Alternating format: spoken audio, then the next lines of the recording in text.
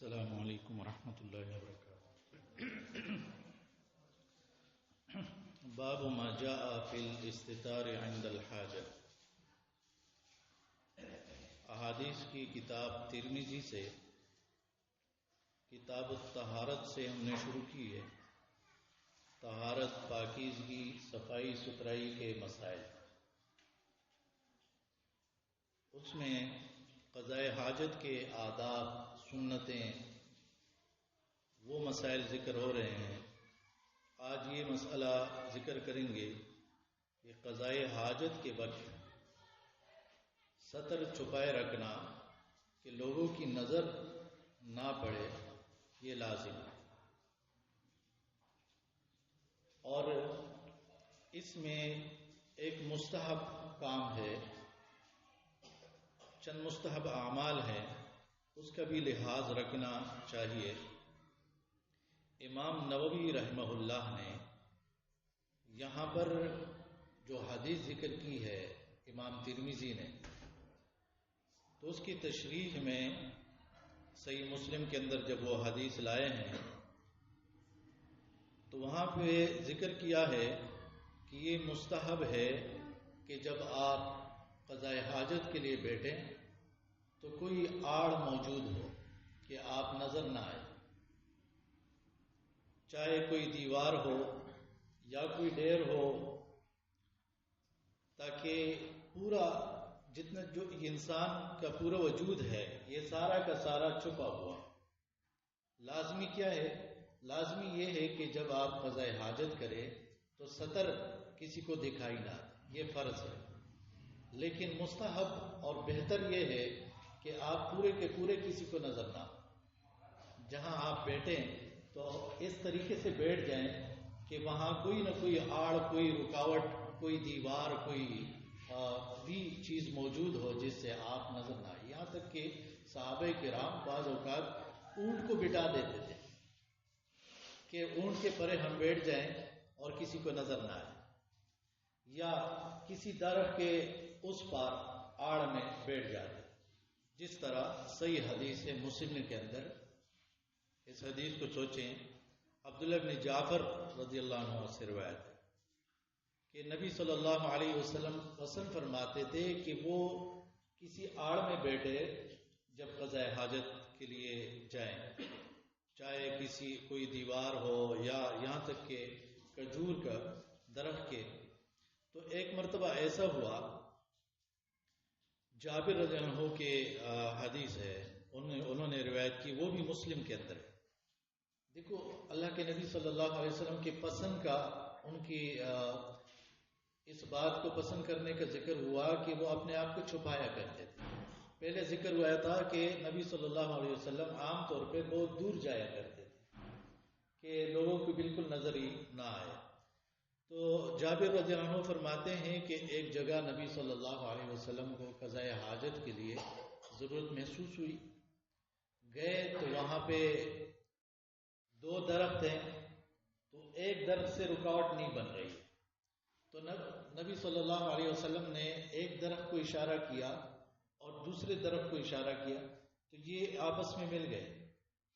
یہ اللہ کے نبی صلی اللہ علیہ وسلم کے معجزات میں سے ایک معجزہ تھا۔ تو دونوں درخت جب مل گئے تو پوری اچھی خاصی رکاوٹ بن گئی، اور اس طریقے سے نبی صلی اللہ علیہ وسلم نے قضاء حاجت کی۔ اس میں ایک اور بات وہ ذہن میں رکھنا چاہیے کہ یہ ایک مستحب عمل ہے کہ جب آپ قضاء حاجت کے لیے بیٹھنا چاہیں تو اس وقت، یعنی جب آپ زمین کے قریب ہوں تو ستر کھولیں، اور جب آپ اٹھنا چاہیں تو اسی وقت جو ہے وہ جب زمین کے قریب ہو تو ستر وہ اپنے آپ کو چھپا لے، پھر کھڑے ہو۔ اس کو سمجھیں۔ عام طور پہ آپ لوگوں نے دیکھا ہوگا کہ جو عام پبلک جگہ ہوتی ہے یا مساجد میں جو استنجا خانے بنے ہوتے ہیں وہ چھوٹے چھوٹے دیواریں ہوتی ہیں، تو جو لوگ جو ابھی کھڑے ہیں اور وہ شلوار نیچے کرتے ہیں، اپنے ستر کھولتے ہیں، تو بعض اوقات جو دوسرے استنجا خانے میں بندہ کھڑا ہو تو اس سے بڑے مسائل پیدا ہوتے ہیں، بے پردگی ہوتی ہے۔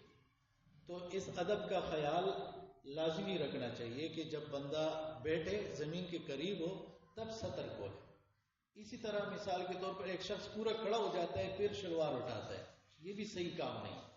آپ جب کھڑا ہونے لگو تو اسی وقت شلوار وہ اٹھاؤ تاکہ سطر وہ چھپ جائے، پھر کھڑے ہو جاؤ پھر باندھ دو. تو یہ ایک مستحب طریقہ ہے.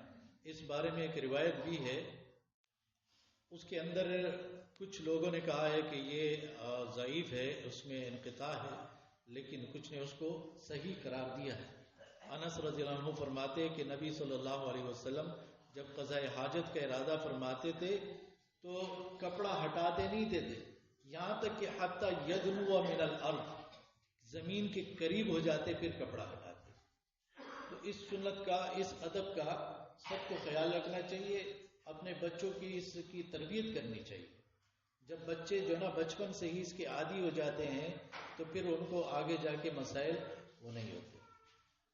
اور بڑوں کو بھی چاہیے کہ اگر ان کو اس مسئلے کا، اس ادب کا پہلے سے خیال نہیں تھا تو اس پر عمل کرے، اس کا خیال رکھے. اسی طرح نبی صلی اللہ علیہ وسلم نے فرمایا ہے ان هذه الحشوش، یہ جو استنجا خانے ہیں یہاں پہ جنات شیاطین وہ زیادہ حاضر ہوتے ہیں. ابو داؤد کے اندر اور ابن ماجہ کے اندر یہ حدیث موجود ہے. تو اس لیے آپ دیکھیں کچھ چیزیں ہیں جن کا خیال نہیں رکھا جاتا تو بچے خاص طور پہ بڑی پریشانیوں کا شکار ہو جاتے ہیں. ابھی مغرب کے بعد جب تک اندھیرا مکمل طور پر چھا نہ جائے، اور یہ جو وقت ہوتا ہے اس میں چھوٹے چھوٹے معصوم بچوں کو راستے میں چھوڑا یا وہ نکالا ہوتا ہے، پھر کہتے بچے ڈر رہے ہیں، رو رہے ہیں. جب اللہ کے نبی صلی اللہ علیہ وسلم نے اس سے منع کیا ہے تو رک جانا چاہیے. اچھا خاصا اندھیرا ہو جائے اس میں حکمتیں ہوں گی. اب اچھا خاصا اندھیرا ہو گیا پھر کہا کہ نکال سکتے ہو، اب یہ ایک خاص وقت ہے اس میں کہا کہ نہیں نکالو، تو اس کا خیال رکھنا چاہیے. اسی طرح جب قضاء حاجت کے استنجا خانہ کے اس کے آداب کا خیال نہیں رکھا جاتا تو بہت سے لوگ وسوسوں کے شکار ہوتے ہیں. وہ پھر بار بار وضو کرتے ہیں، یہ بار بار استنجا کرتے ہیں. کچھ لوگ تو کہتے ہیں پتہ نہیں میری نماز ہوگی کہ نہیں. کچھ لوگ پھر جا کے وضو کرتے ہیں، پھر دوبارہ آتے ہیں نماز پڑھتے ہیں. مختلف طرح کے وسوسوں کے شکار ہوتے ہیں جب ان آداب کا، خاص طور پہ جو استنجا خانے کے حوالے سے اس کا خیال نہیں رکھا جاتا، ان دعاؤں کا اہتمام نہیں کیا جاتا تو بہت سے لوگ وسوسوں کے شکار ہو جاتے ہیں. یہاں تک کہ یہ وسوسے صرف وضو کے متعلق نہیں رہتے، یہ بات یاد رکھیں.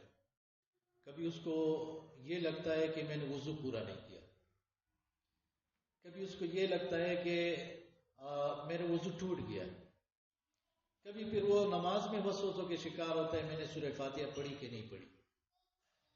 کچھ لوگوں کے بارے میں آپ لوگوں کو پتہ ہوگا پورا ڈرم خالی کر دیتے ہیں، ان کا غسل نہیں ہوتا، وہ کہتے ہیں پاکیزگی حاصل نہیں ہوتی. وہ ایک استنجا پر پوری بالٹی خالی کر دیتے ہیں.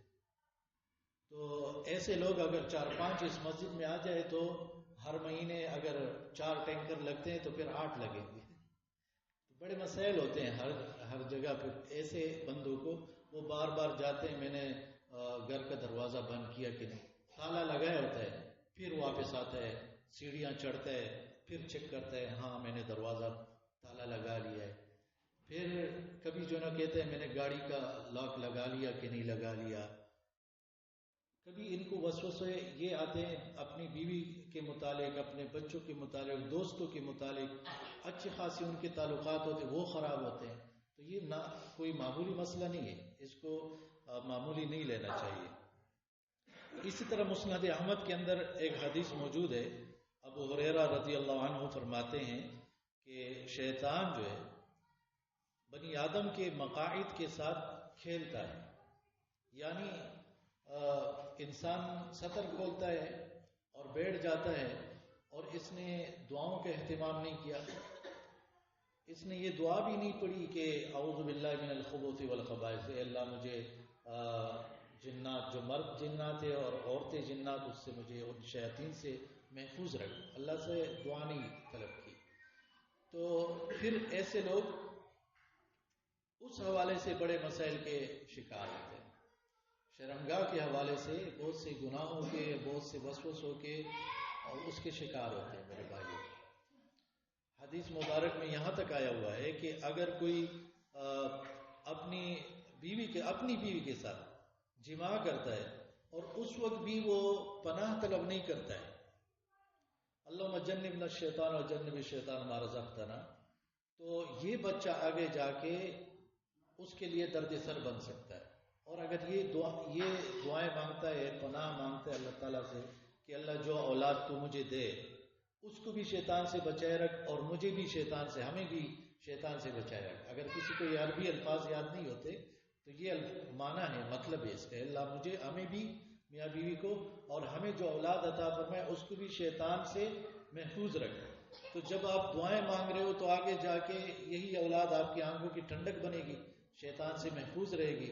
ورنہ قرآن میں ذکر ہے، کچھ لوگ، اللہ تعالیٰ فرماتے ہیں کچھ لوگوں کو میں مال بھی دیتا ہوں اولاد بھی دیتا ہوں، یعنی بہت سارا مال ہوتا ہے، اتنا مال ہوتا ہے، اتنی اولاد ہوتی ہے کہ لوگ تعجب کرتے ہیں، اس کے 10 بیٹے ہیں، اس کے 12 بیٹے، 8 بیٹے ہیں، اور یہ کرتے ہیں وہ کرتے ہیں، اتنا مال ہے۔ لیکن رب العالمین فرماتے ہیں تو تعجب نہ کرو لوگوں کے مال اور اولاد پر، کیوں؟ ان کے پاس مال بھی ہے، اولاد بھی ہے، لیکن لیعذبہم بہا فی الحیات الدنیا، اللہ تعالیٰ ان کو اسی مال اور اسی اولاد کے ذریعے عذاب دیتا ہے، سزا دیتا ہے۔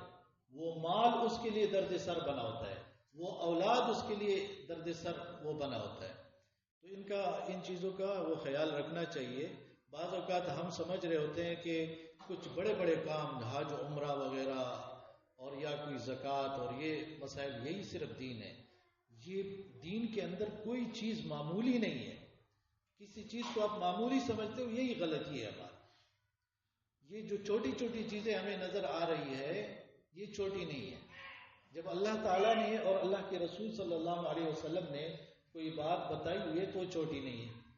جب بڑے لوگ کوئی بات کرتے وہ معمولی نہیں ہوتی ہے، بڑے لوگوں کی باتیں بڑی ہوتی ہے، بڑی اہمیت کی ہوتی ہے۔ تو اللہ تبارک و تعالی ہم سب کو ان آداب کا خیال رکھنے کا، اس پر عمل کرنے کی توفیق عطا فرمائے۔ اس حدیث کے اندر 2 الفاظ ہے، اس کی صرف وضاحت کرتا ہوں پھر درس ختم ہو جائے گا۔ ایک راوی ہے اعمش رحمہ اللہ، وہ کہتے کہ میرا باپ جو تھا وہ حمیل تھا۔ حمیل اس شخص کو کہتے ہیں کہ بچپن میں اسے دارالحرب سے اس بچے کو بھی اور اس کی ماں کو بھی گرفتار کر کے لایا جاتا تھا اور پھر دارالاسلام میں اس کو فروخت کر دیا جاتا۔ تو کہتے ہیں ہمارے ساتھ ایسا حادثہ بچپن میں ہوا، میں اپنے ماں کے ساتھ جو ہے وہ لایا گیا تھا۔ اب دیکھو پھر اللہ تعالیٰ نے ان کو توفیق دی ہے، اسلام کی یہ عالم بنے ہیں، احادیث کے راوی بنے ہیں۔ اسی طرح ایک امام ہے، ان کا نام ہے، آپ لوگوں نے اکثر علماء سے سنا ہوگا، امام مسروق رحمہ اللہ۔ تو مسروق کسے کہتے ہیں؟ جس کو چرایا گیا ہو۔ تو یہ بھی بچپن میں جو ہے نا، اس کو کسی نے اغوا کر لیا تھا اور چوری کر لیا تھا، اس لیے مسروق کے نام سے مشہور ہوا تھا۔